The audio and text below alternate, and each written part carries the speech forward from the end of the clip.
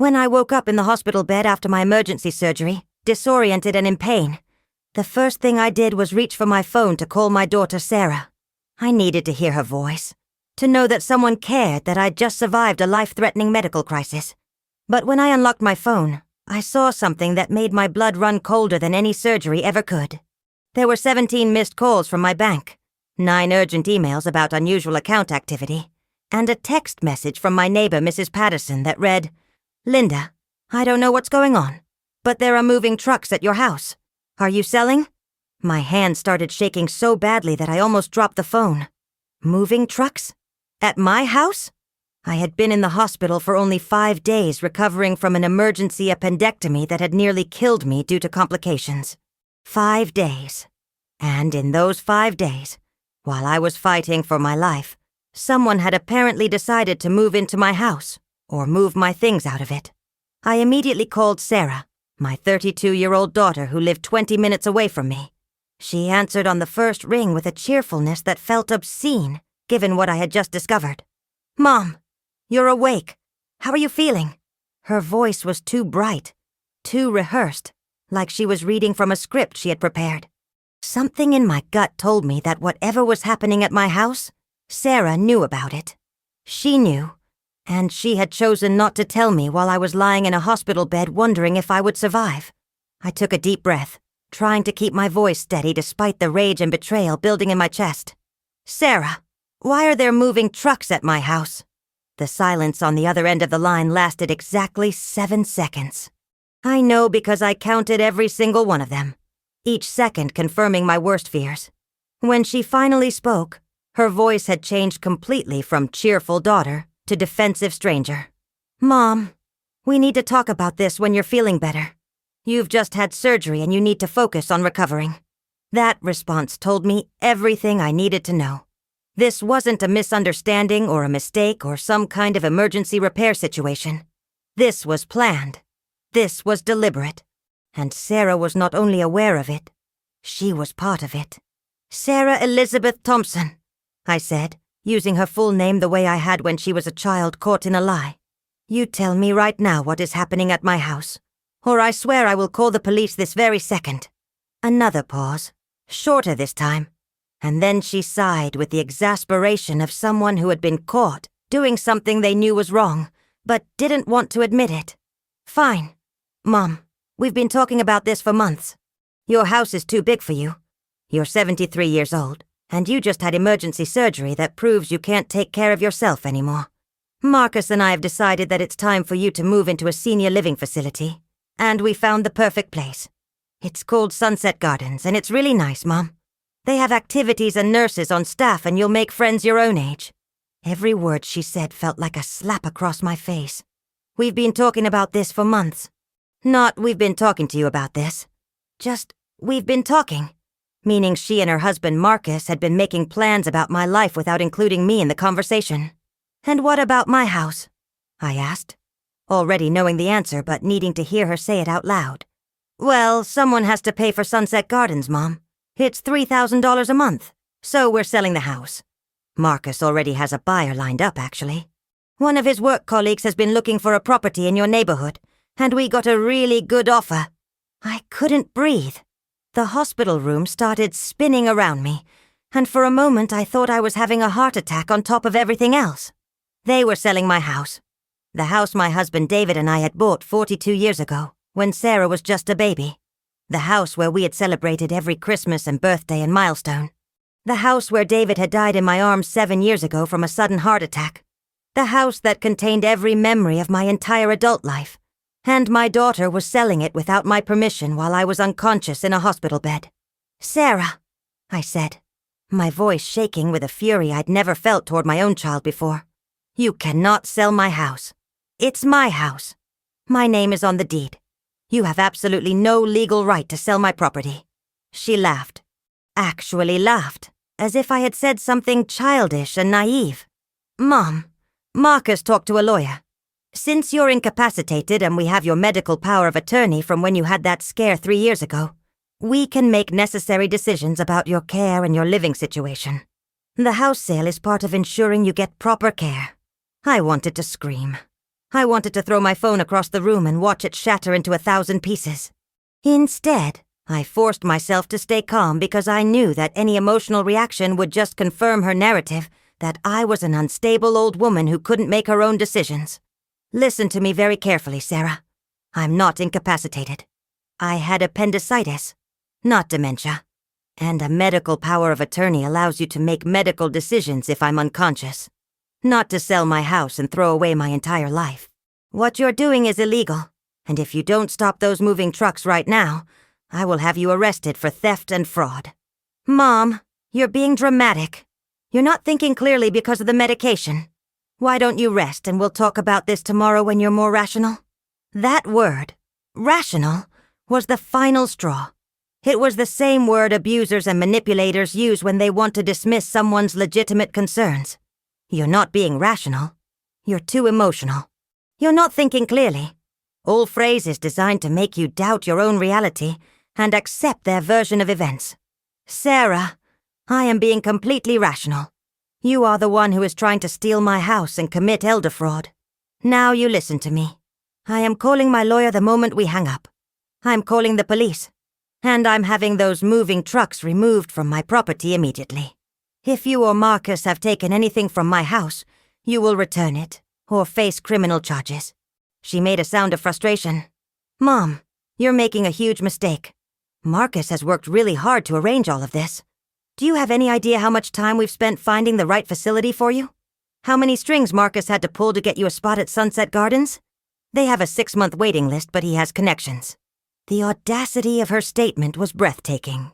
She wanted me to be grateful that they had worked so hard to steal my house and throw me in a nursing home against my will. I didn't ask Marcus to pull strings or find facilities. I didn't ask for any of this because I don't need or want any of this. I am a grown woman who has lived independently for 73 years, including 7 years as a widow. I can take care of myself. That's what you think, Mom. But we've noticed things. You forget conversations. You repeat yourself. Last month you called me 3 times in one day asking what time we were having dinner, even though I'd already told you.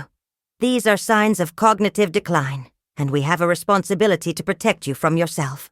I remembered that day. I had called her 3 times because she had kept giving me different answers, changing the time because Marcus kept changing his schedule. But now she was rewriting history, turning her own disorganization into evidence of my supposed dementia. This is what they do, I realized. They gaslight you. They take normal behaviors and reframe them as symptoms. They create a narrative of decline that justifies their control over your life and your assets. Sarah, I'm hanging up now. Do not call me back. Do not come to this hospital. And get those trucks away from my house immediately, or I will have you arrested. I mean it. I hung up before she could respond, and immediately called my lawyer, Richard Morrison, a man I had known for 25 years since he had handled David's will.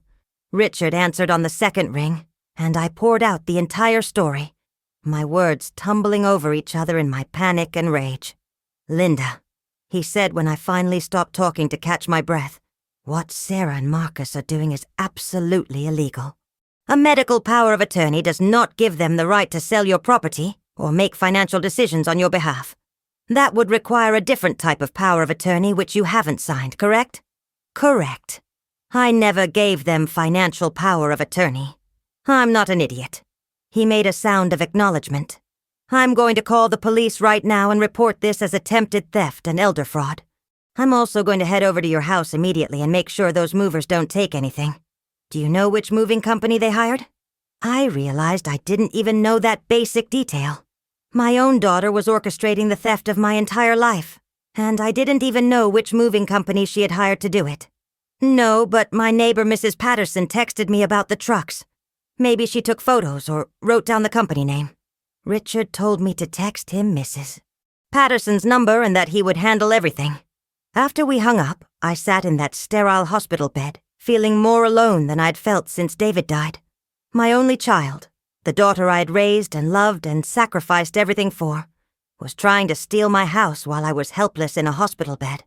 The betrayal cut deeper than any surgical incision ever could. I thought about all the times I'd helped Sarah over the years. When she and Marcus were struggling financially in their 20s, I had given them $15,000 to help with the down payment on their first house. When their son Tyler was born premature and spent 2 months in the NICU, I had paid thousands in medical bills their insurance didn't cover. When Marcus lost his job 3 years ago, I had given them money every month for 6 months to help them stay afloat. I had been there for every crisis, every emergency, every need. And this was how they repaid me, by trying to steal my home and institutionalize me the moment I was vulnerable. My phone rang and I saw it was Richard calling back. "Linda, I'm at your house now with the police. The good news is the movers hadn't actually taken anything yet. They were just doing an assessment and packing up some boxes. The better news is that Sarah and Marcus are here, and they are about to be arrested." Arrested? I felt a strange mixture of satisfaction and horror. That was still my daughter, despite everything. Yes, arrested. What they did constitutes attempted elder fraud and theft. The police take this very seriously. Do you want to press charges? I thought about it for exactly 3 seconds. Yes, press charges. Maybe it will teach them that you can't just steal someone's life and call it caregiving. Richard put me on speakerphone and I could hear everything happening at my house. I heard Sarah crying and protesting that they were just trying to help me. I heard Marcus yelling that this was all a misunderstanding, and that they had documentation proving they had the right to sell the house. I heard a police officer calmly explaining that medical power of attorney does not grant property rights, and that what they had attempted was a felony.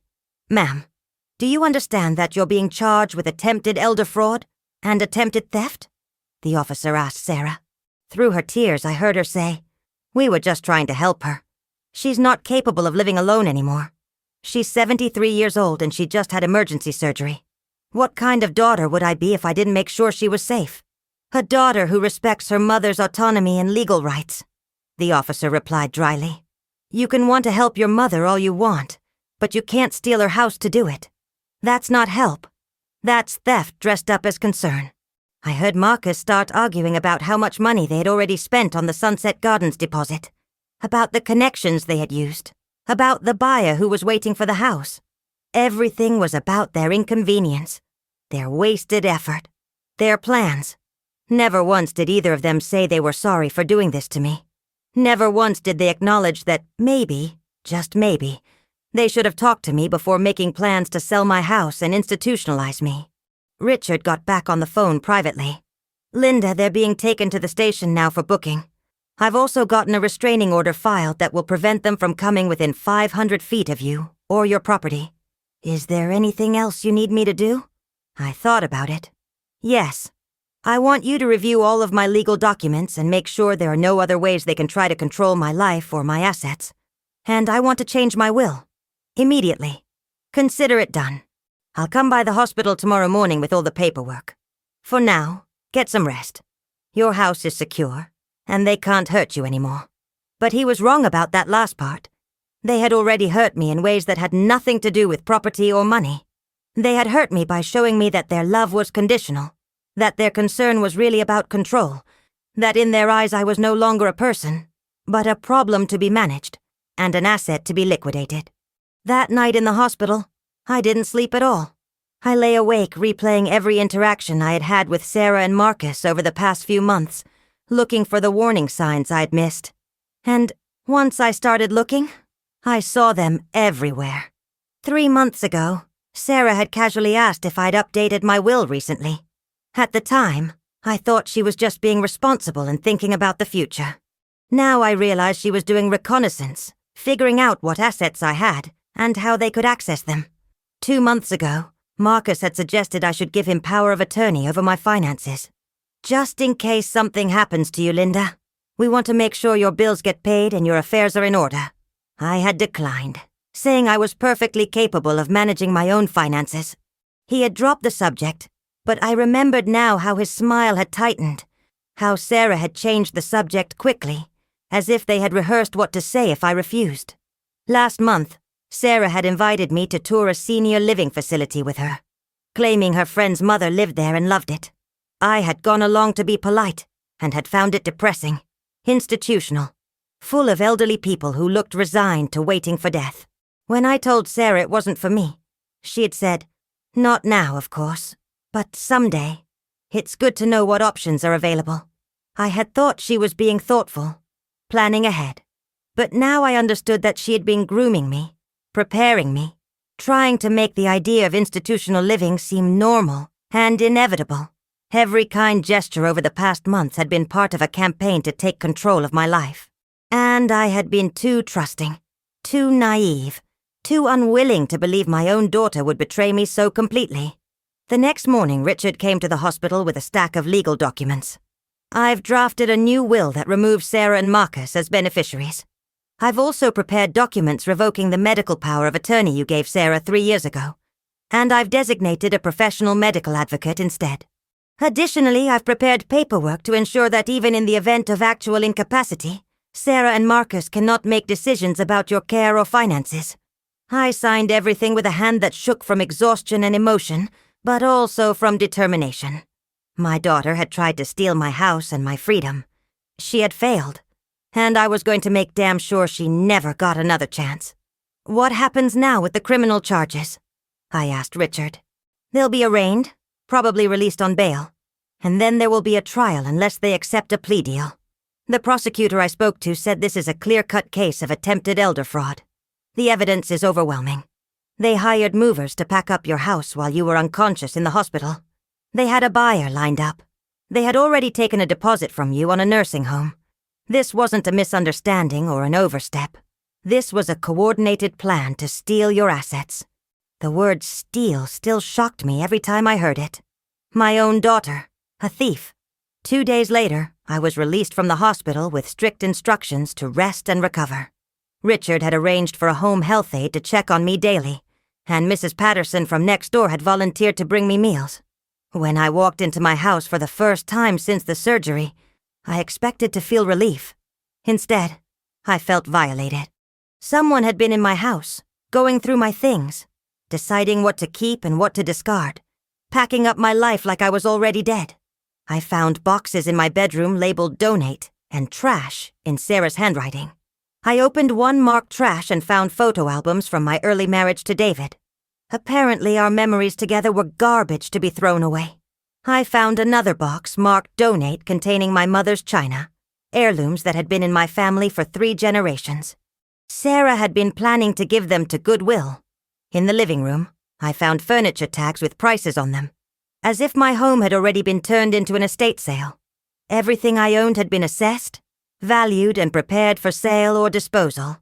Everything except me, apparently. I was just supposed to disappear quietly into Sunset Gardens and be grateful for the $3,000 a month room where I would wait to die among strangers. I sat on my couch, the same couch where David and I had cuddled every evening for decades, and I cried. Not gentle tears, but huge, gasping sobs that hurt my surgical incision and made my whole body ache. I cried for the daughter I thought I had, for the relationship I thought we shared, for the grandmother I thought I would be to Tyler, Sarah's 8-year-old son who I now realized I might never see again. My phone rang constantly over the next few days. Sarah called from different numbers since I'd blocked her personal phone. She left voicemails that started with apologies, but quickly turned into justifications, and then accusations. "Mom, I know you're hurt, but you're overreacting. We were just trying to help. You're being manipulated by your lawyer who probably just wants your money. Think about Tyler. Are you really going to let him grow up without his grandmother over a misunderstanding?" Marcus called too, his messages angrier and more threatening. "Linda, you're making a huge mistake. Do you know how much money we've lost because of your vindictive behavior? We had to forfeit the deposit on Sunset Gardens. The buyer for your house is threatening to sue us for breach of contract. You're destroying our family over your stubborn pride." Notice he said "our family," as if I were the one tearing us apart, not them with their attempt to steal my house. Sarah's mother-in-law, a woman I'd met perhaps 5 times, called to tell me I was being cruel and unreasonable. Sarah's your only child. How can you have her arrested? What kind of mother does that? The irony was lost on her, apparently. What kind of daughter tries to steal her mother's house? But I was supposed to be the villain in this story because I had dared to defend myself. A week after coming home from the hospital, I was sitting in my garden trying to recover some sense of peace when my doorbell rang. Through the window, I saw it was my grandson Tyler standing on the porch alone. My heart leaped. I loved that child more than I could express. He was the joy of my life, the reason I'd been saving money and planning for the future. I wanted to leave him a legacy, to pay for his college, to be the grandmother who made his life better. I opened the door and Tyler looked up at me with those big brown eyes so much like David's. "Grandma Linda, I miss you. Why haven't you come to visit?" I knelt down despite the pain in my abdomen from the surgery. "Oh, sweetheart, I miss you too. So much. But I've been sick and recovering." "How did you get here?" "Mom dropped me off at the corner and told me to walk to your door and tell you that we all miss you and want you to come home." My blood went cold. Sarah had used her own child as a weapon, as a manipulation tool to get past the restraining order. She knew I wouldn't turn Tyler away, knew I would open the door for him, knew that seeing him would weaken my resolve. "Tyler, honey, I need you to walk back to the corner where your mom is waiting. Can you do that for me?" He looked confused and hurt. "Don't you want me to come inside? Mom said we could have cookies and talk like we used to." It took everything in me not to pull him into my arms and let him stay. But I knew that if I did, Sarah would claim I had violated the restraining order by allowing contact through Tyler. Or she would use my allowing Tyler inside as proof that I wasn't really hurt by what they had done, that I was just being vindictive. "Sweetheart, I love you more than anything in the world. But your mom and I are having some grown-up problems right now, and it's not a good time for visits. That doesn't mean I don't love you. It just means that the adults need to work some things out first. Can you understand that?" Tyler's bottom lip started to tremble. "Mom said you don't love us anymore. She said you're being mean and that you got her arrested for trying to help you." I wanted to scream. Sarah was telling an 8-year-old child that his grandmother didn't love him. She was making him think this was my fault when she was the one who had committed a crime. "Tyler, your mom is wrong. I love you very much. Always. Nothing will ever change that. But loving you doesn't mean I have to let people treat me badly, even if those people are family. Now please go back to the corner where your mom is waiting. Tell her that using you to contact me is not okay, and that all future communication needs to go through my lawyer." He walked away slowly, looking back every few steps like he was hoping I would change my mind and call him back. It was one of the hardest things I have ever done, watching him walk away. But I knew that allowing Sarah to manipulate me through Tyler would only teach him that manipulation works, that using children as emotional weapons is acceptable. I called Richard immediately and reported what had happened. He said it was a clear violation of the spirit of the restraining order, if not the letter, and he would document it. That night I couldn't eat. I couldn't sleep. I kept thinking about Tyler's face, his confusion, his hurt. I kept thinking about how Sarah had weaponized his love for me, had used an innocent child to try to break down my boundaries. What kind of person does that to their own child? What kind of mother teaches their son that emotional manipulation is an acceptable tool? The preliminary hearing for the criminal charges happened 3 weeks after I got out of the hospital. Richard accompanied me to the courthouse, and we sat in the gallery while the prosecutor presented the case against Sarah and Marcus. The evidence was damning because they had been so brazen, so confident in their right to control my life that they had documented everything. There were emails between Sarah and Marcus discussing the timeline for selling my house, text messages about the buyer who was interested, contracts with Sunset Gardens, bank statements showing they had written checks from my account to secure the nursing home deposit, forging my signature. The prosecutor presented all of it methodically, building a case that was impossible to refute. Sarah and Marcus's lawyer tried to argue that this was a family misunderstanding blown out of proportion, that my daughter and son-in-law had been motivated by legitimate concern for my welfare, not by greed. The judge looked skeptical. "Counselor, concern for someone's welfare doesn't typically involve forging signatures and selling property without permission. This looks less like concern and more like theft with a thin veneer of justification."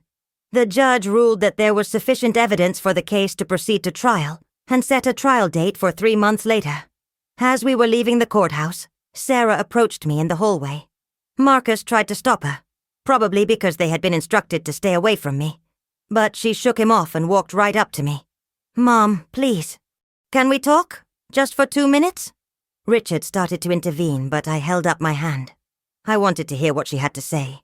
Maybe some part of me was still hoping for a genuine apology, for acknowledgement of what she had done, for my daughter to come back to me. "Talk," I said coldly. She took a deep breath, and I could see her composing herself, choosing her words carefully. "Mom, I'm sorry. I'm sorry for the way we went about this. We should have talked to you first. But you have to understand, we were so worried about you. You're getting older and we thought something like this surgery might happen, and we wanted to have a plan in place. Maybe we moved too fast. Maybe we should have waited until you were out of the hospital. But our hearts were in the right place." Every word of her apology was actually a justification. She was sorry for the way they went about it, not for what they did. She should have talked to me first, but only as a courtesy, not because it was my legal right to make my own decisions. We moved too fast, as if the only problem was timing, not the fundamental violation of stealing someone's house. "Sarah," I said quietly, "do you understand what you did wrong?" She looked confused by the question. "I just said I was sorry for not talking to you first." "No, that's not what you did wrong. What you did wrong was decide that you had the right to make decisions about my life without my consent. What you did wrong was forge my signature and try to steal my house. What you did wrong was treat me like I was already incompetent, and like my wishes didn't matter. An apology that doesn't acknowledge the real harm isn't an apology at all." Her face hardened. "Fine. You want me to grovel? You want me to say I'm a terrible daughter? I'm not gonna do that, Mom. What we did came from a place of love, even if you can't see that. We were trying to protect you from yourself because you're too stubborn to admit you need help. And there it was. She still believed she'd done the right thing. She still thought I was the problem, not her. There would be no genuine apology because she didn't believe she'd done anything genuinely wrong. Then we have nothing more to discuss," I said and walked away. Behind me, I heard her calling, "Mom, wait." But I didn't turn around. Richard put a hand on my elbow and guided me toward the exit. In the parking lot, I finally allowed myself to break down. "She doesn't get it, Richard. She actually thinks she was helping me. How do you reason with someone who has rewritten reality so completely?" "You don't," he said gently. "Linda, some people are incapable of seeing themselves as the villain of any story. They will twist and reframe and justify until their actions make sense to them, no matter how much harm they cause. Sarah has convinced herself that she was being a good daughter, and no amount of evidence to the contrary will change her mind. Over the next few months as we prepared for trial, I learned more about elder fraud than I ever wanted to know. Richard connected me with a support group for elderly people whose families had tried to take advantage of them, and I was shocked by how common my story was. I met a 78-year-old man whose son had slowly drained his bank accounts over 5 years, always with promises to pay it back. I met an 82-year-old woman whose daughter had convinced her to sign over her house and then immediately evicted her. I met a 75-year-old widow whose own sister had stolen her deceased husband's life insurance payout. Every story was different in the details, but the same in the fundamentals. Family members who saw elderly relatives as assets to be exploited rather than people to be respected. "The hardest part," one woman told me at a group meeting, "is that society expects us to forgive. They say, 'But it's your family.' They say, 'But they're your children.' As if being related to someone gives them the right to abuse you.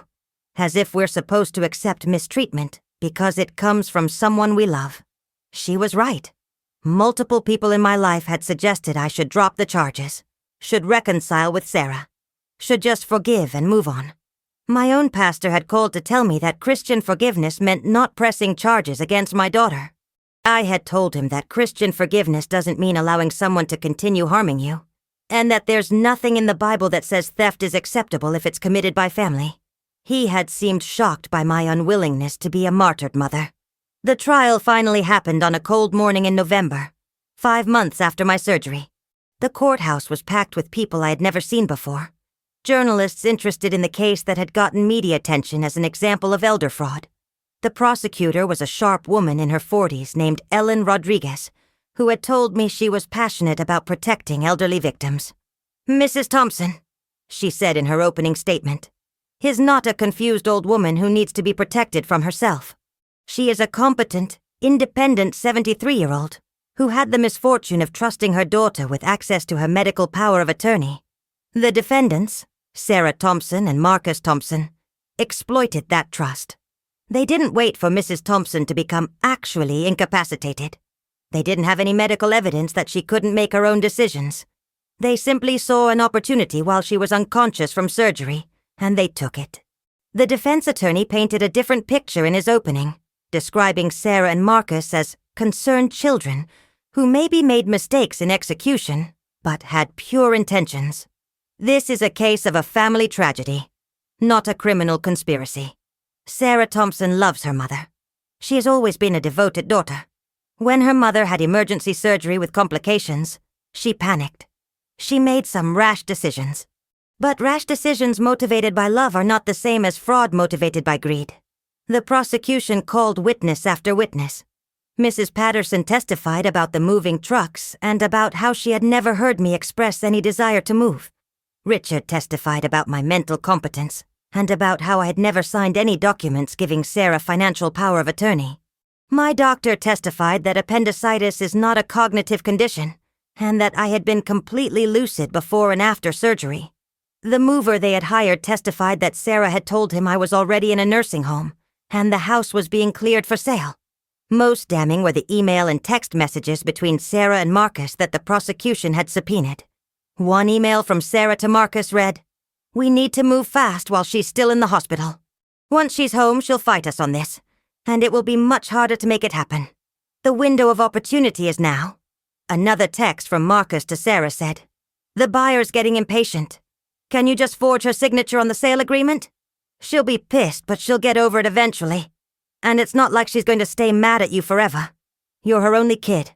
When those messages were read aloud in court, I saw Sarah close her eyes in pain. She knew how bad they sounded. She knew that there was no way to spin those words into loving concern. That was pure calculated opportunism. Pure greed disguised as caregiving. Sarah took the stand in her own defense, and I barely recognized the person testifying. She cried on cue, talked about her overwhelming love for me, described the terror she felt when I'd been rushed into emergency surgery. "I thought I was going to lose her," she said through tears. "My mom is the most important person in my life. When the doctor said there were complications, I just kept thinking, what if she doesn't wake up? What if I lose her like we lost my dad? And I thought about how she's all alone in that big house. And what if something happens and no one is there to help her? I just wanted her to be somewhere safe." The prosecutor's cross-examination was brutal. "Mrs. Thompson, you testified that your mother is the most important person in your life. Is that correct?" "Yes," Sarah said firmly. "And yet you didn't visit her in the hospital at all during her 5-day stay, did you?" Sarah hesitated. "I was busy arranging everything for her care. Arranging to sell her house and institutionalize her without her knowledge or consent, you mean? I was trying to help her. By stealing from her? I wasn't stealing. I was securing her future." The prosecutor pulled out a document. "Mrs. Thompson, can you tell the court what this is?" Sarah looked at the paper and her face went pale. "That's the sales contract for my mother's house." "And whose signature is that at the bottom?" "It's supposed to be my mother's signature." "Supposed to be. Did your mother sign this document?" "No." "Did you sign your mother's name on this document?" There was a long, damning pause. Finally, Sarah whispered, "Yes." "So you forged your mother's signature on a legal document to sell her house without her permission or knowledge. Is that correct?" "I was going to tell her after she recovered. I just needed to secure the sale first so she couldn't stop it." "So you knowingly and deliberately bypassed your mother's right to make decisions about her own property because you knew she would say no if you asked her. Is that an accurate characterization?" Sarah started crying again. "You're making it sound so much worse than it was. I love my mother. Everything I did was because I love her." The prosecutor's voice was ice cold. "Love doesn't forge signatures, Mrs. Thompson. Love doesn't steal houses. Love respects autonomy and dignity. What you did wasn't love. It was theft." The jury deliberated for less than 3 hours. When they came back, the forewoman stood and read the verdict. "On the count of attempted elder fraud, we find the defendant Sarah Thompson guilty. On the count of forgery, we find the defendant Sarah Thompson guilty. On the count of attempted theft, we find the defendant Marcus Thompson guilty. I felt no triumph, no satisfaction, just a deep, aching sadness that it had come to this. My daughter was now a convicted felon because she had tried to steal my house. At sentencing 2 weeks later, Sarah was given 3 years probation, 500 hours of community service, and ordered to pay restitution for all legal fees and damages. Marcus got similar sentencing. The judge looked at them sternly and said, "What you did is one of the most pernicious forms of abuse, because it exploits the natural trust between parent and child. Mrs. Thompson trusted you with her medical power of attorney, and you abused that trust in the most egregious way possible. I hope you use your probation period to reflect on the harm you've caused, and to become better people." As we left the courthouse, Sarah tried one more time to approach me. "Mom, I know you probably hate me right now, but I hope someday you can forgive me. I hope someday we can have a relationship again." I looked at my daughter, this stranger wearing my child's face, and I felt nothing but emptiness. "Sarah, I don't hate you, but I don't trust you. And without trust, there can't be a relationship. Maybe someday that will change. But it won't be today. It won't be tomorrow. It probably won't be for many years, if ever." Now, a year later, I live alone in my house that I fought so hard to keep. I have my independence and my dignity. I have new friends from the support group, and my neighbor Mrs. Patterson checks on me regularly. I've rewritten my will to leave everything to charity with the explicit statement that Sarah is to receive nothing. Not out of spite, but out of protection. I refuse to give her any reason to wish for my death. Sometimes late at night I look at old photos of Sarah as a child, and I try to figure out where I went wrong. Was she always this person and I just didn't see it? Or did I somehow fail to teach her basic values of respect and integrity? I don't have answers. What I do have is my freedom, my house, my life, and the hard-won knowledge that sometimes the people who hurt us most are the ones we never expected would hurt us at all. If you're elderly and reading this, please protect yourself. Don't assume your family will always have your best interests at heart. Document everything. Have independent legal representation. Trust your instincts. And remember that saying no to abuse from family isn't cruel. It's survival. My name is Linda, and I'm a 74-year-old woman who almost lost everything because I trusted too much. I'm sharing my story so that maybe one person out there will be more careful, will be less trusting, will protect themselves before they end up in a hospital bed discovering their family is stealing their home. If my story resonated with you, please share it. The more we talk about elder fraud, the more we can protect vulnerable people from those who would exploit them. Thank you for listening, and remember that you are never too old to stand up for yourself. You are never too old to say no. You are never too old to demand dignity and respect, even from family, especially from family.